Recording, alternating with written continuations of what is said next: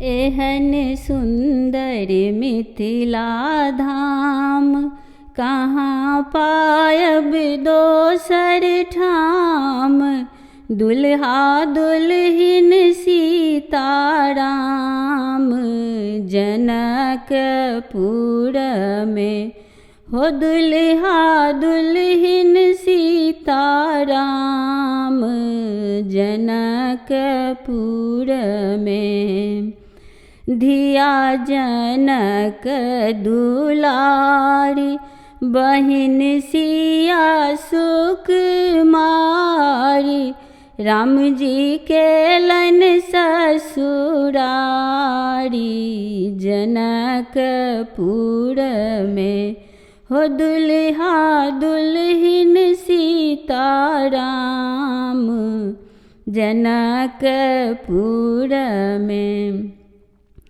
हमरा ककरो नहीं आस जखन मिथिला हमर बास।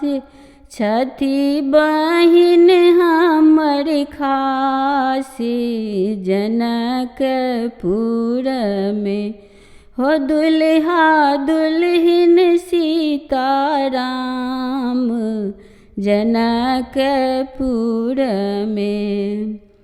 गंगा सागर स्नान दर्शन करब भगवान। हे सुनबै मिथिला पुराण जनकपुर में हो। दुल्हा दुल्हिन सीताराम जनकपुर में। एहन सुंदर मिथिला धाम कहाँ पायब दोसर ठाम। दुल्हा दुल्हिन सीताराम जनकपुर में।